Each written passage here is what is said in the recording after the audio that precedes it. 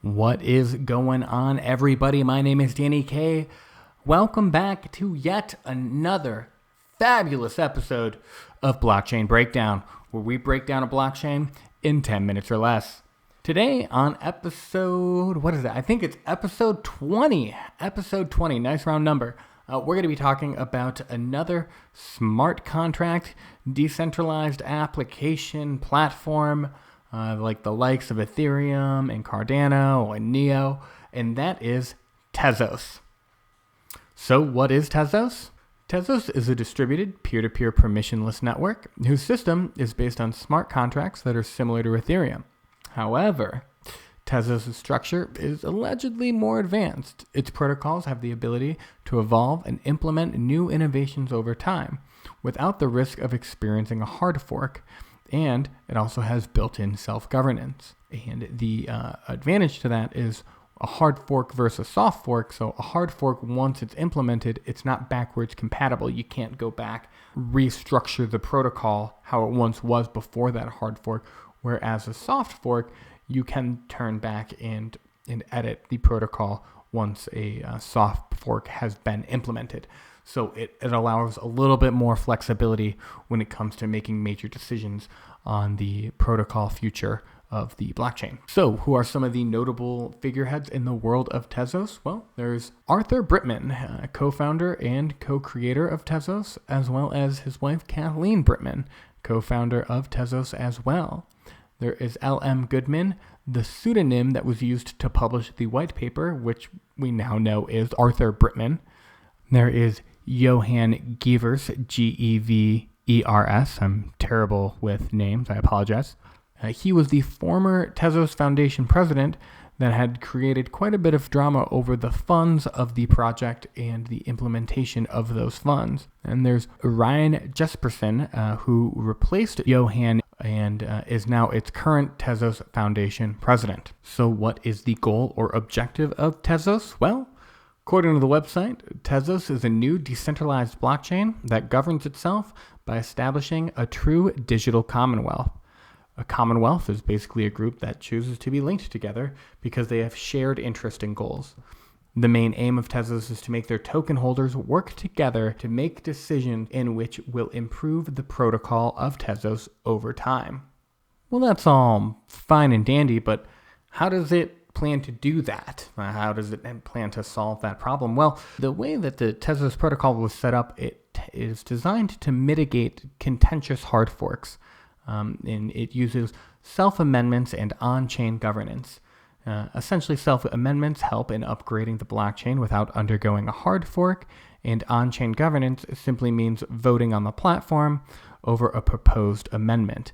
And as I had mentioned earlier, the benefits of using something like a soft fork or these, kind of as they'll call them self-amendments versus a hard fork is that once a hard fork is implemented, you can't go back, right? So, for example, we all know Bitcoin and Bitcoin Cash. Well, once Bitcoin Cash was forked and had Bitcoin Cash, the Bitcoin Cash chain could never go back to the way that the Bitcoin blockchain protocol ran, right? So that Bitcoin Cash protocol is set to run that way, unless, of course, they did another hard fork that went backwards. But there'd be some issues about the blockchains, and the two blockchains wouldn't, where it doesn't matter, but I'm going on a tangent. But anyways, basically with a combination of on-chain governance and self-amendments, the voting process can be modified and amended as needed. The stakeholders of the system help to take care of the voting and the implementations of new ideas and protocols. And with the design of the system allowing for amendments and not having the need for hard forks, it allows for a smoother evolution of the blockchain over time. And essentially with the voting, Tezos incorporates what's called a liquid democracy model to its consensus. It's a system that fluidly transitions between direct democracy and representative democracy. The process is a little out there, but I will break it down. So people or token holders can vote on their policies directly, but people can delegate their voting responsibilities to a delegate who can vote on their policies for them. The delegates themselves can delegate their voting responsibilities to another delegate who can then vote on their behalf. This property wherein a delegate can appoint their own delegate is called transivity. If a person who has delegated their voting doesn't like the vote that their delegate has chosen, they can simply take back their vote and vote on the policy themselves. So, what are the advantages of this liquid democracy? Well, there's a couple here. We got the opinions of an individual person is just as valuable as the delegates, right? So it's one person, one vote, and every individual can have a say and opinion in the final policy creation. In order to become a delegate, it's as simple as just winning over someone's trust. So if someone else on the network trusts you and they don't want to spend their time on voting, they can give you their vote, and you don't have to spend millions of dollars on election campaigns or anything like that. And because of this, the barrier to entry is extremely low. Because of the option to oscillate between direct and delegate democracy, minority groups can be more fairly representative. And finally, it has a scalable model. Anyone who doesn't have the time to vote on the policies can simply delegate their voting responsibilities to someone they trust. So a really interesting way in terms of how they are running the blockchain and the protocol, as well as the smart contract system, basically giving it a full set of one person, one vote.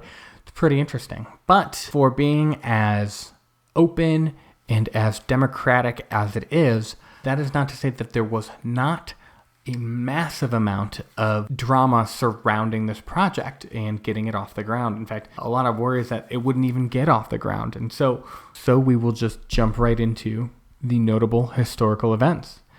In mid-2014, the Tezos white paper was published by L.M. Goodman, which is the pseudonym that we now know is the CEO, or not CEO, but founder and developer, Arthur Britman.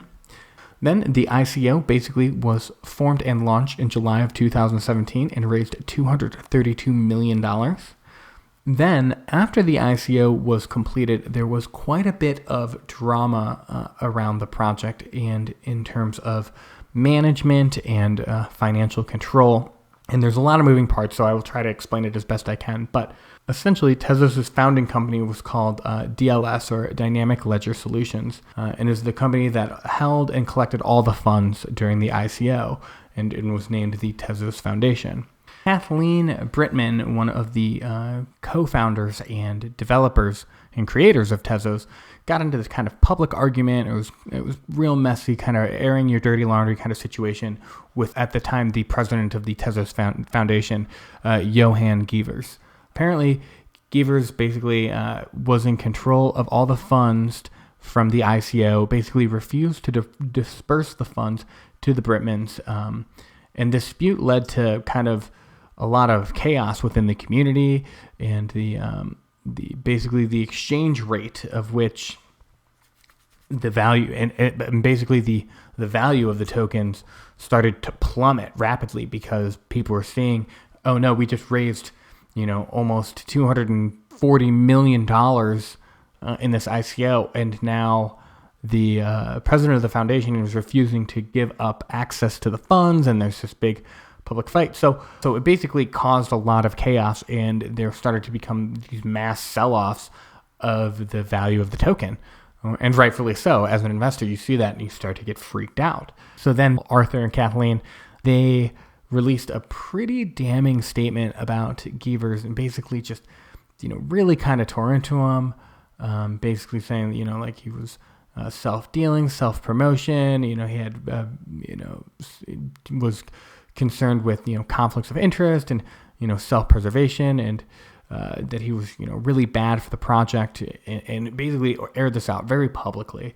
And then eventually, after all of this kind of aired out and it became pretty apparent that something needed to give, Johan finally said, okay, I'm going to go ahead and leave the company, but received a $400,000 severance in doing so.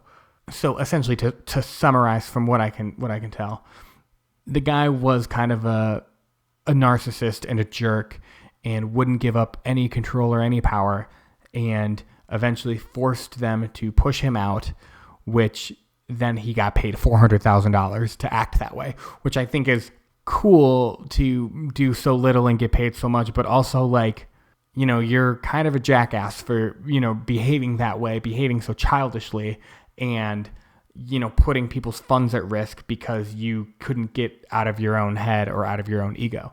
And so after that resignation, the foundation and the project started to run a lot smoother. Essentially, in February of 2018, Johan basically steps down from the Tezos Foundation and left the company after, like I said, receiving a $400,000 severance. Then in June of 2018, the Tezos Foundation unexpectedly announced the implementation of KYC AML checks for its contributors, essentially asking all of its participants of the ICO to KYC into the project, even though the ICO happened over a year ago.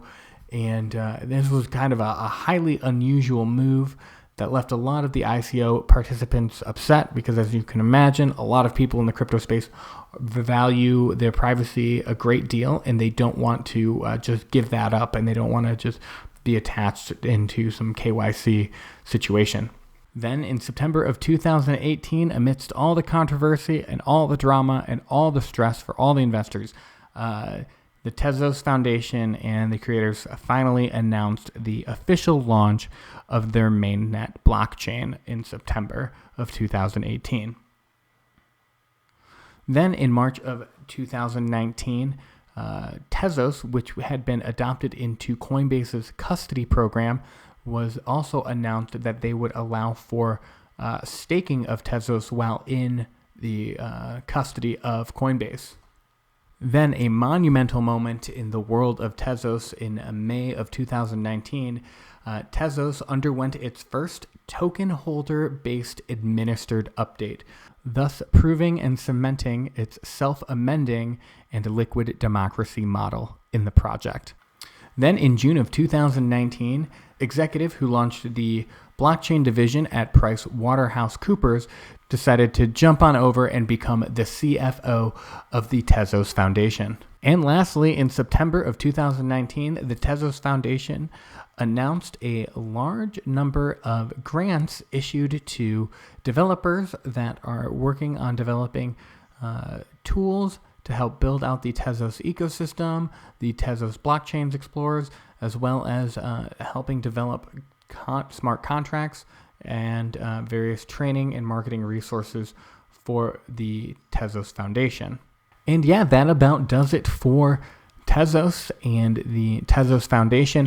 What are your thoughts on Tezos and its self-governance kind of implementation? And do you like Tezos? Do you think it's going to have a future in the world of cryptocurrencies? Do you think it's going to be the smart contract platform that beats all other smart contract platforms? Let me know in your comments below. If you found this video educational or entertaining in any ways, please give it a like. If you want more content like this, please subscribe. And if you want to be nice to me, feel free to share this video with a friend or two. I know that this blockchain breakdown was a little bit longer than 10 minutes, so I apologize, but I think it was worth it, as Tezos is a great little project. But with that being said, my name is Danny K. This is Blockchain Breakdown, and I will see you in the next one. Thanks.